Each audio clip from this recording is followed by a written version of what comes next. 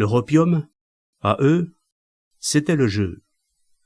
Par son Judas, Désiré les voyait arriver les uns après les autres. Les croupiers d'abord, noirs illustrés des servants du culte, qui passaient raides comme des employés, sans un coup d'œil à la salle, et qui se dirigeaient droit vers l'usine. Ceux-là ne laissaient pas leur pardessus ou leur chapeau au vestiaire. Ils avaient leur armoire dans le sein des saints, leur savon et leurs serviettes, souvent aussi des manchettes propres. Puis, c'étaient les clients, des hommes importants dans la cité, pour la plupart. Quand ils poussaient la porte de la salle où l'on dansait, ils étaient déjà débarrassés de leur vestiaire, si bien qu'ils paraissaient déjà chez eux. Les garçons, au lieu de se précipiter pour les conduire à une table, les saluaient familièrement. Presque tous, l'air dégagé, allaient et venaient comme des gens qui ne savent pas encore ce qu'ils vont faire. Ils allaient serrer la main de M. René, échanger quelques mots avec lui, se lustrer les cheveux d'une main négligente. M. Monde savait maintenant qu'il bouillait intérieurement. Il les connaissait tous. Le premier arrivé, ce soir-là, c'était un gros importateur d'oranges. Un homme qui, disait-on, avait crié les journaux dans les rues ou ciré les souliers sur les remblats de Barcelone, et qui, à 35 ans, jonglait avec les millions. Il était beau et soigné comme une femme.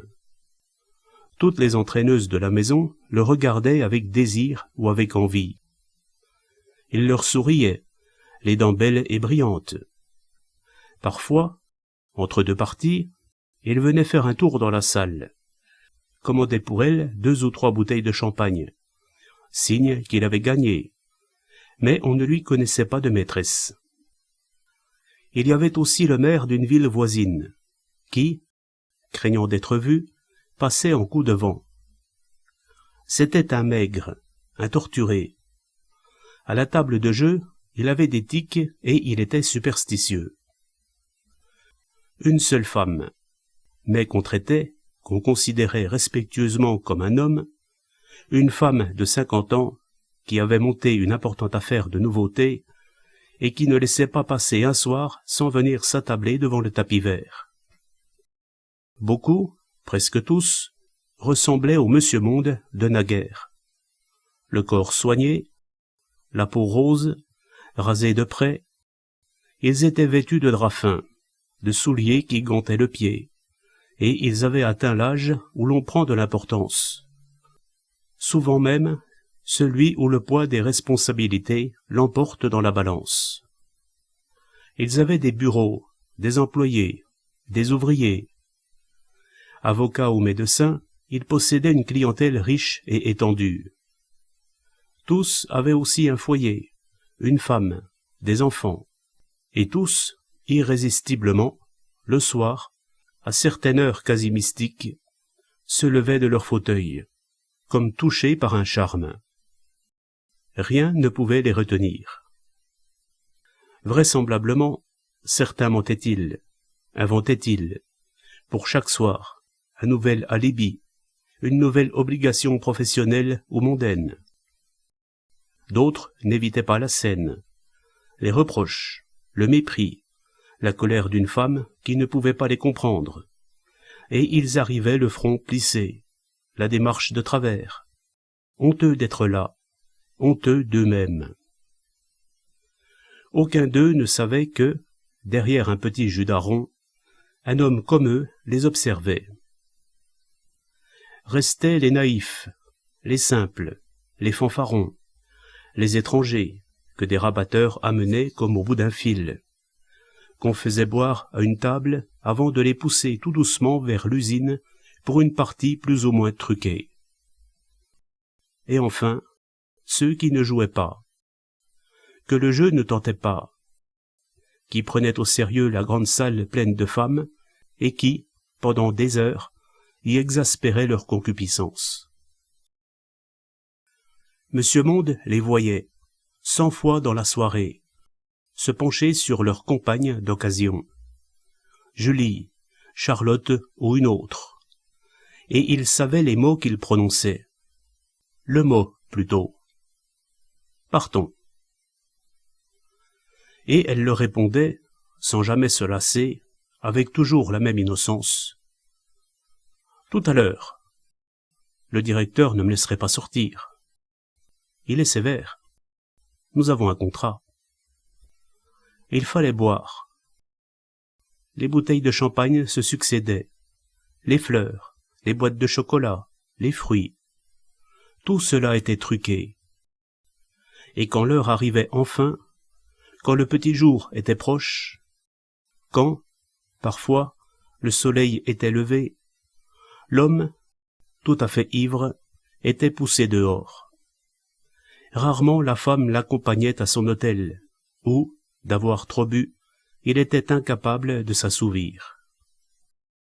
Monsieur Monde, ce soir-là, pensait à eux et à lui, en notant au vol les bouteilles qui sortaient de l'office.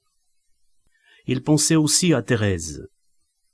Il avait mal dormi l'après-midi. Il était allé ensuite jusqu'au restaurant où ils avaient déjeuné ensemble. Comme il ne s'était pas donné rendez-vous, c'était le seul endroit où il eut des chances de la retrouver. Il lui semblait qu'elle y viendrait, tiendrait le même raisonnement que lui. Il avait questionné le garçon, mais celui-ci ne se souvenait déjà plus d'elle. Une personne avec un chapeau blanc, n'est-ce pas? Ce n'était pas cela. Cela n'avait pas d'importance. D'ailleurs, avait-il vraiment le désir de la revoir? Il se sentait fatigué. Il se sentait vieux. Monsieur René, à son habitude, appuyé à un coin de la table, mangeait quelque chose. Le chasseur poussait la porte va-et-vient. Il n'annonçait rien, se contentait d'un mouvement de la tête pour appeler le chef de piste. Celui-ci, redressé, impeccable, s'élançait dans la salle. Le chasseur l'entraînait vers la grande entrée. Et là, au moment où il l'atteignait, la porte s'ouvrait.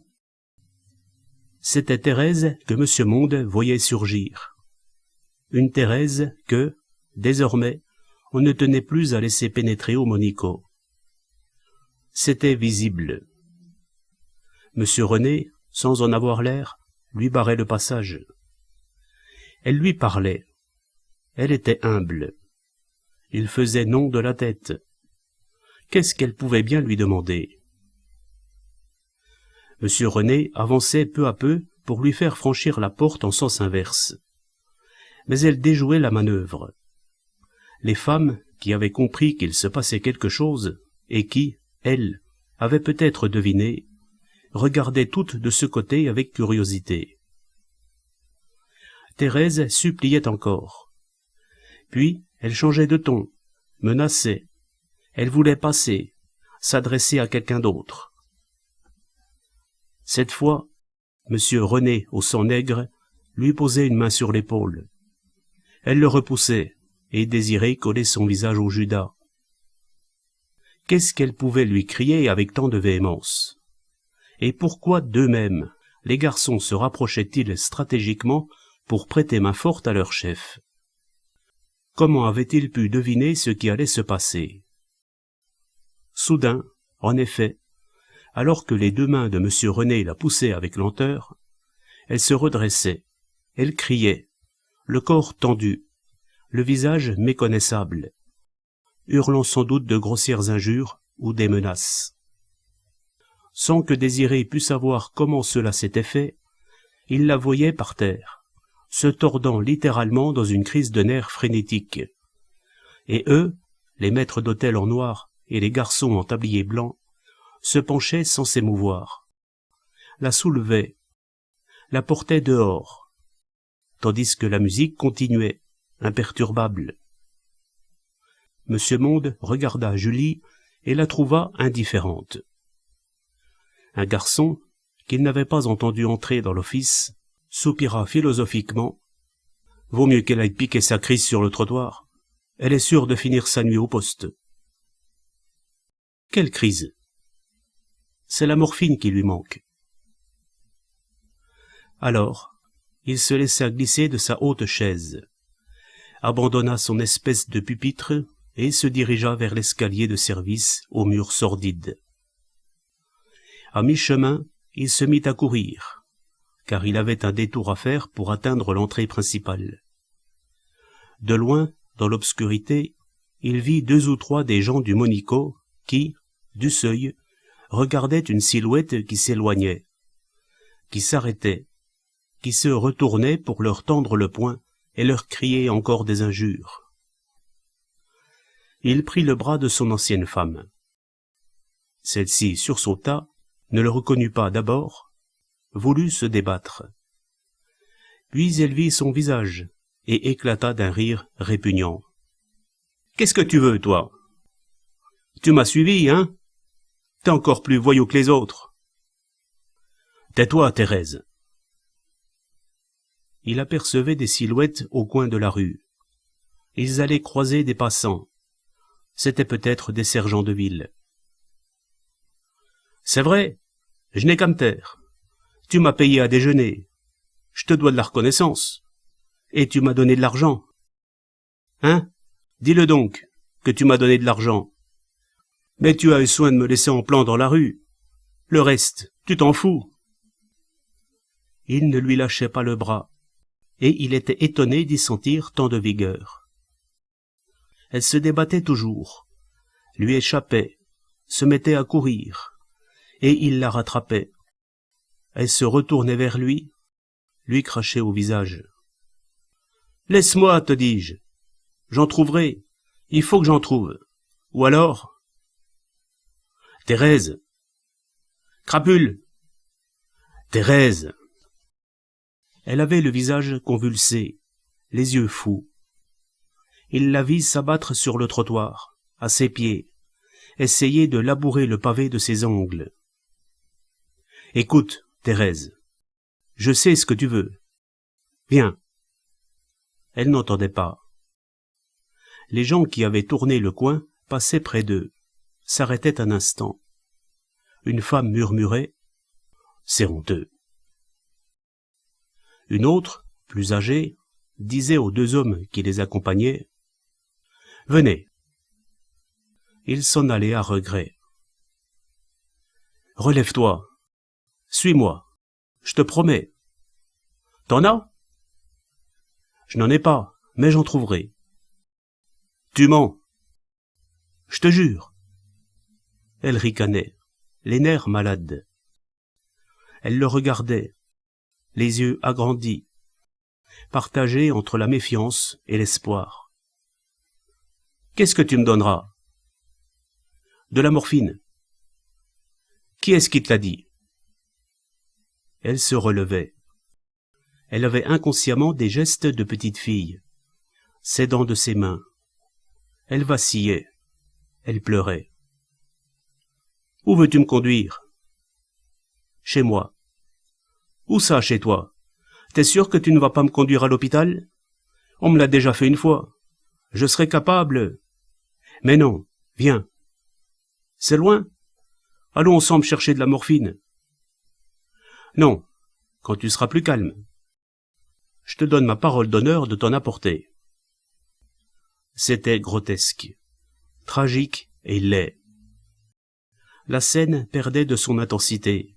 La crise se calmait. Il faisait quelques pas le long des maisons, comme des passants ordinaires. Puis Thérèse s'arrêtait de nouveau, telle une personne ivre, oubliait ce qu'il venait de lui dire, se raccrochait à lui. Une fois, il faillit tomber, entraîné par son poids. « Viens !» Il gagnait du terrain. Et, à la fin, les mots qu'il prononçait l'un comme l'autre étaient incohérents. « Je suis allé partout. Je suis allé chez le médecin qui lui en fournissait. »« Mais oui, viens !» Elle, à cause de son argent, on lui en donnait autant qu'elle voulait. « Mais oui, mais oui !» 2 fois, il faillit la laisser en plan, s'éloigner à grands pas. Le chemin lui paraissait interminable. Enfin, ils aperçurent les lumières du Gerlis et ce fut une nouvelle comédie pour la faire entrer. « Je veux t'attendre dans le café. »« Non, monte dans ma chambre. » Il y arriva, à force de patience. Jamais il n'avait imaginé que la vie pût être aussi plate. Il montait derrière elle, la poussait. Elle était chez lui enfin, reprise par ses soupçons. Il comprenait qu'elle allait tenter de fuir, et alors, rapidement, il sortit et referma la porte à clé derrière lui. L'oreille à la cloison, il lui parlait à mi-voix. « Reste tranquille, ne fais pas de bruit. Avant un quart d'heure, je serai ici et je t'en apporterai. » Était-elle trop lasse? Il l'entendit qui s'abattait sur le lit, où elle poussait des gémissements de bête. Alors, il descendit. Dans la brasserie, il alla droit au patron à qui il s'adressa à voix basse. Mais le patron secouait la tête. Non, il n'en avait pas. Ce n'était pas le genre de la maison. C'était dangereux. Il fallait être très prudent. Où alors? Il ne savait pas non plus. Pour la cocaïne et l'héroïne, c'était plus facile. On lui avait bien parlé d'un médecin, mais il ignorait son nom et son adresse. Il était décidé à frapper à toutes les portes. Peu importe ce qu'on penserait de lui. Au Monico, il y avait presque tous les soirs un docteur qui jouait gros jeu, et qui, souvent, repartait l'œil morne, le visage blanc. Est-ce que celui-là ne comprendrait pas? Le plus difficile, pour lui qui n'était qu'un employé de la maison, c'était de pénétrer dans l'usine, de s'approcher du tapis vert. Tant pis, il allait partir. Le patron de la brasserie levait la tête. « Écoutez. » Malgré les 6 étages qui les séparaient de la mansarde, on entendait du bruit. C'était dans l'escalier. Les 2 hommes s'y engagèrent. À mesure qu'ils montaient, ils entendaient mieux les coups frappés contre une porte, les hurlements, les voix d'une bonne et d'un locataire qui était chez lui par hasard et qui questionnait la forcenée. « Vous n'auriez pas dû l'amener ici, » soupira le patron. Qu'est-ce que Monsieur Monde pouvait faire? Il ne savait plus. « Appelez un médecin, voulez-vous? N'importe lequel. Il n'est pas possible que ça continue. »« Vous le voulez ?» Il fit oui de la tête, écarta la bonne et le locataire, mit la clé dans la serrure. On voulait entrer avec lui, mais il lui répugnait que la scène eût des témoins, et il se glissa dans la mansarde, dont il referma la porte derrière lui.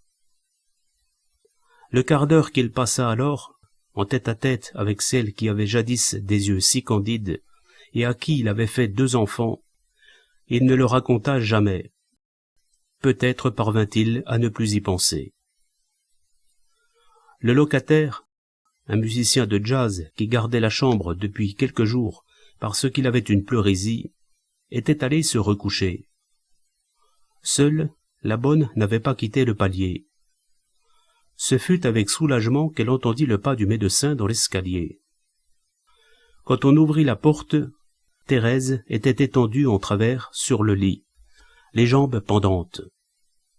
À demi couchée sur elle, Désiré la maintenait de tout son poids, et, d'une main où le sang coulait, lui tenait la bouche fermée. L'homme était tellement hébété qu'un instant il ne comprit pas ce que le docteur venait faire, et qu'il resta dans son étrange position. Puis il se leva, se passa la main sur les yeux et vacilla. Par crainte de s'évanouir, il alla se coller contre le mur, dont la chaux blanchit tout un côté de son costume. On lui avait proposé de l'emmener à l'hôpital, mais il avait refusé. Les autres ne comprenaient pas pourquoi. Une piqûre l'avait calmée. Elle avait les yeux grands ouverts, mais elle était si calme, les prunelles si vides, qu'elle paraissait dormir. sur le palier, il y avait eu une conversation à voix basse avec le médecin. Et maintenant, ils n'étaient plus que tous les deux. Il s'était assis sur une chaise. Parfois, il sentait comme de grands coups frapper dans sa tête, et d'autres fois, c'était un vertige, une sorte de vide qui l'aspirait, l'empêchait de penser. Il lui arrivait de prononcer machinalement, comme si, de parler, lui faisait du bien à lui. « Dors !» Il avait éteint la lampe électrique, mais des rayons de lune ruisselaient de la lucarne ouverte, et c'est dans cette lumière froide qu'il la voyait, transfigurée. Il s'efforçait de ne pas la regarder, parce qu'elle avait l'air d'une morte, avec le même pincement des narines que les morts, avec aussi leur immatérialité. Une fois qu'il jetait un coup d'œil vers le lit, il avait été transpercé d'un frisson, parce que ce n'était pas elle qu'il avait cru voir, mais son fils, Alain, qui avait presque les mêmes traits, qui avait en tout cas ses prunelles trop pâles, ce teint de stéarine. Des gens rentraient dans l'hôtel. Les pas s'arrêtaient presque toujours aux étages inférieurs. Il comptait machinalement les paliers. 4. 5. Cette fois, on montait jusqu'au 6e. Une femme. On frappait à la porte.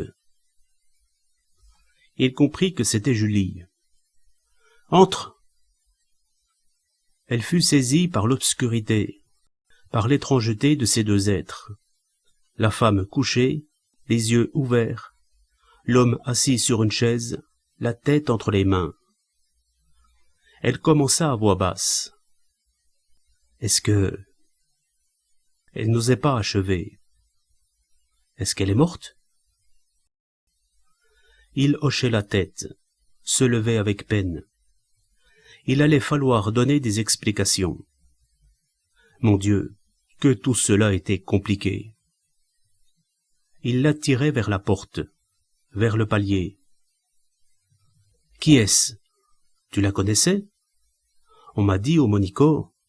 Le patron est furieux. » Cela ne retint pas son attention. « Tu la connaissais, hein ?» Il fit oui de la tête, et elle en devinait aussitôt davantage. « Ta femme? » Ma première femme. Elle n'était pas étonnée.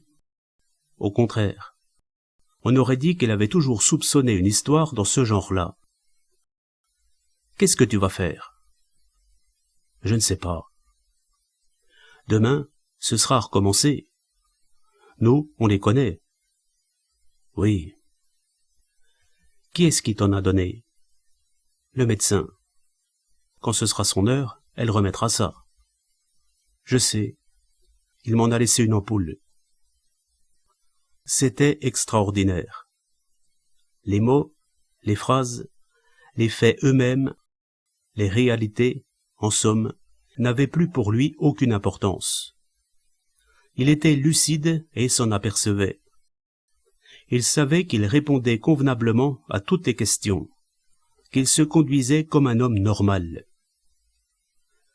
En même temps, il était très loin, très haut plutôt. Il voyait Julie, en robe du soir, sur le palier qu'éclairait une ampoule poussiéreuse. Il se voyait lui-même, les cheveux à rebrousse-poil, le col de sa chemise ouvert. « Tu saignes? Ce n'est rien. C'est elle, hein? » Mais oui, tout cela n'avait pas d'intérêt. Il venait de faire en quelques heures, peut-être en quelques minutes, il ne savait même pas exactement quand, un bond tellement prodigieux qu'il regardait avec une lucidité froide l'homme et la femme chuchotant sur un palier d'hôtel à l'heure où le jour n'allait pas tarder à naître. Il ne s'était certes pas désincarné. Il était toujours Monsieur Monde, ou Désiré. Plutôt Désiré. Non, peu importe. Il était un homme qui avait traîné longtemps sa condition d'homme sans en avoir conscience, comme d'autres traînent une maladie qu'ils ignorent. Il avait été un homme parmi les hommes, et il s'était agité comme eux, poussant dans la cohue, tantôt mollement, tantôt avec acharnement, sans savoir où il allait. Or, voilà que, dans les rayons lunaires, il voyait soudain la vie autrement, comme à l'aide de prodigieux rayons X. Tout ce qui comptait auparavant, toute l'enveloppe, la pulpe, la chair, n'existait plus, ni les faux-semblants, ni presque rien et ce qu'il y avait à la place. Mais, voilà, ce n'était pas la peine d'en parler, ni à Julie, ni à personne. Ce n'était d'ailleurs pas possible. Ce n'était pas transmissible. « Tu n'as besoin de rien ?» lui demandait-elle. « Tu ne veux pas que je te fasse monter du café ?» Non. Oui. Cela lui était égal. Plutôt, non, pour être plus vite tranquille. « Tu viendras me donner des nouvelles ?» Il promit. Elle ne le crut qu'à moitié. Peut-être s'attendait-elle, quand elle s'éveillerait au milieu de la journée, à apprendre qu'il était parti avec la femme étendue sur le lit de fer. Allons, bon courage. Elle s'éloignait à regret. Elle aurait voulu, elle aussi, lui transmettre un message, lui dire quoi au juste? Qu'elle avait compris dès le début que ce n'était pas pour toujours, qu'elle n'était qu'une pauvre fille, mais qu'elle devinait les choses, que... Il la vit, au tournant de l'escalier, qui levait encore la tête vers lui. Il rentra dans la chambre, referma la porte, fut saisi d'entendre une voix qui questionnait, encore pâteuse. « Qui est-ce ?»« Une fille que je connais. »« C'est à... » »« Non, une camarade. » Thérèse reprit sa contemplation du plafond en pente. Il se rassit sur sa chaise. De temps en temps, il essuyait de son mouchoir le sang qui coulait de sa lèvre, qu'elle avait mordu profondément. « Il t'en a laissé d'autres ?» demanda-t-elle encore sans bouger, parlant avec l'absence d'accent d'une somnambule. « Oui. »« Combien ?»« Une. »« Donne-la-moi, maintenant. »« Pas encore. » Elle se résignait comme une petite fille. Et, telle qu'elle, elle était à la fois beaucoup plus enfant encore, et plus vieille, que quand il l'avait vue en ville pendant la journée. Lui aussi, quand il restait un quart d'heure devant son miroir pour se raser, se faisait souvent l'effet d'un enfant vieilli. Est-ce qu'un homme est jamais autre chose? On parle des années comme si elles existaient. Puis on s'aperçoit qu'entre le moment où on allait encore à l'école, qu'entre le moment même où une mère vous bordait dans votre lit et celui où on vit, la lune brillait encore faiblement dans le ciel, que celui-ci passait déjà du bleu sombre au bleu léger du matin, et que les murs, dans la chambre, devenaient d'un blanc moins livide et moins inhumain. « Tu ne dors pas ?» questionna-t-elle encore. « Pas maintenant. Je voudrais t'endormir. » Ses pauvres paupières fatiguées battaient. On sentait son envie de pleurer.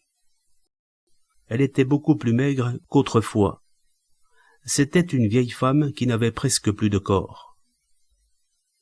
« Écoute, Norbert. » Il se leva et alla se passer de l'eau sur le visage, faisant du bruit exprès pour l'empêcher de parler.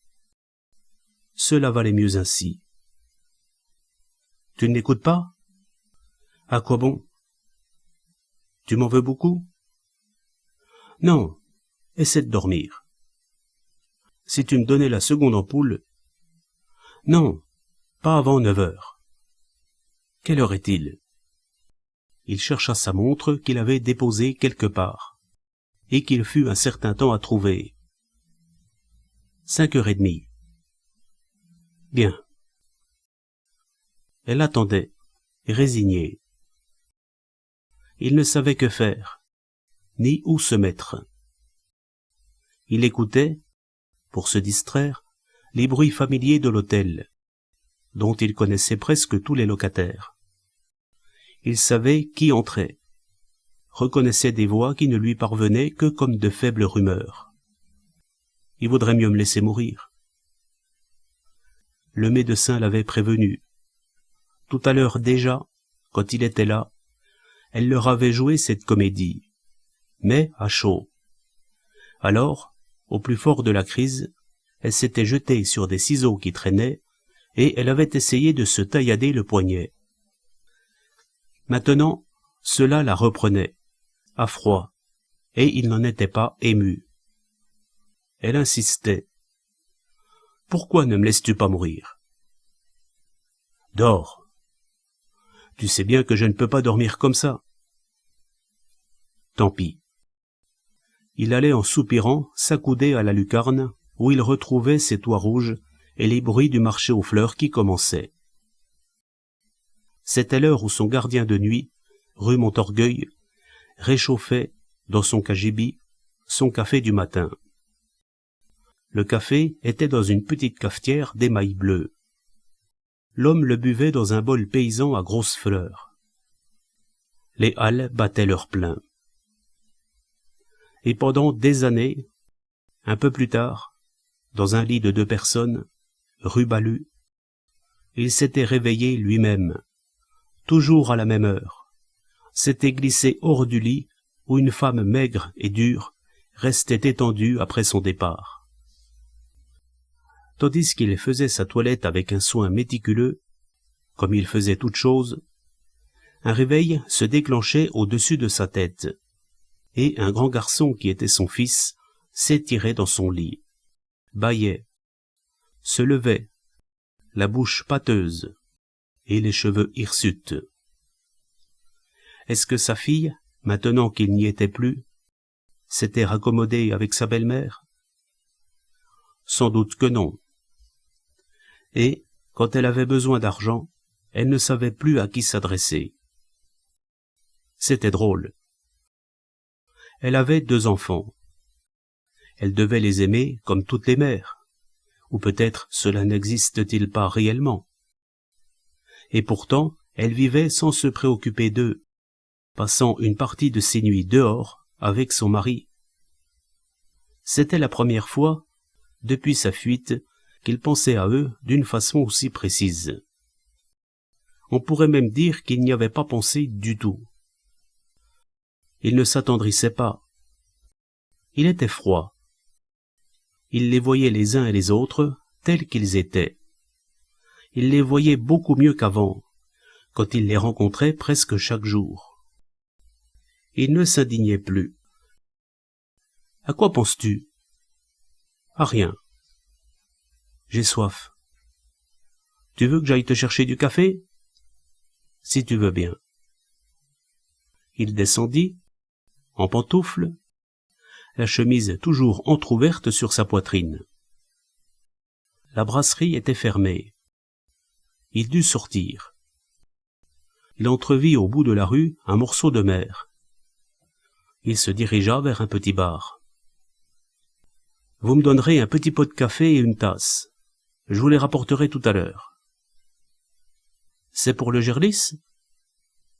On était habitués.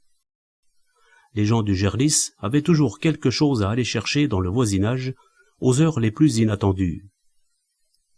Sur le comptoir, il y avait des croissants chauds dans une corbeille, et il en mangea un, but un café en regardant mollement dehors, emporta enfin, pour Thérèse, le petit pot, une tasse, 2 morceaux de sucre dans sa poche et des croissants. Des gens du matin le rencontraient et se retournaient sur lui, qu'il sentait bien être un homme de la nuit. Un tramway passait. Il remonta dans sa mansarde et devina que Thérèse s'était levée. Peut-être venait-elle de se recoucher précipitamment en entendant son pas dans l'escalier. Elle n'était plus tout à fait la même. Elle paraissait plus fraîche, parce qu'elle avait étendu une couche de poudre sur son visage, avivé le rose bonbon de ses joues, dessiné à nouveau ses lèvres minces. Elle était assise sur le lit, un oreiller derrière le dos. Elle lui souriait d'un sourire pâle, reconnaissant, et il avait déjà compris.